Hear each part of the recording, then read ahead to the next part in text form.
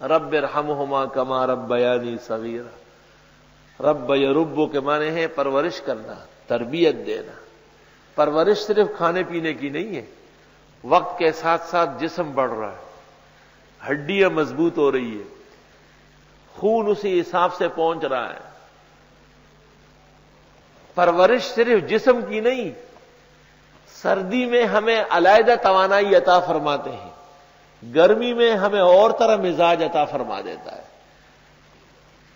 اگر گرمی میں جسم سے آگ نکلنے لگے تو علاج کیا ہوگا؟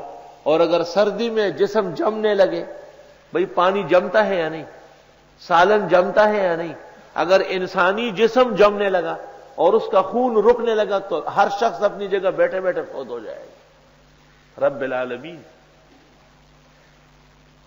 پھر ربوبیت کا کرشمہ یہ بھی دیکھو کہ ہمیں ہر ماحول کے مطابق لباس دیا ہے.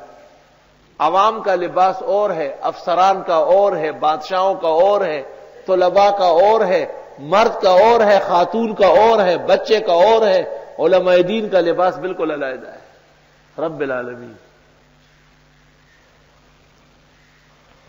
آپ کتنی بڑی تعداد موجود ہے؟ 500,000 افراد موجود ہیں. آپ کو یہ فکر ہے کہ دوپہر کو کھانے کا کیا ہوگا؟ خیال آتا ہے؟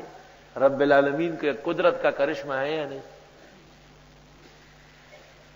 یہ رزق کا اتنے بڑے پیمانے پر 45 دن نہیں، ایسے 200 دن کیوں نہ ہو، رزاق وہ خود ہے.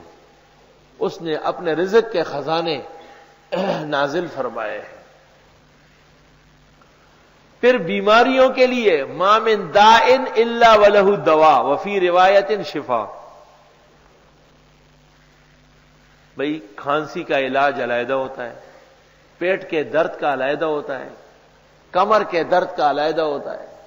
چھوٹے بچوں کے لیے علیحدہ چیزیں اللہ نے پیدا کی، یہ ان کی غذا ہے، یہ دوا ہے. بوڑھے کی بڑھاپے میں بیماری کا علاج علیحدہ طریقے سے ہوتا ہے. رب العالمین اس کی صفت ربوبیت کے نظارے دیکھ لو.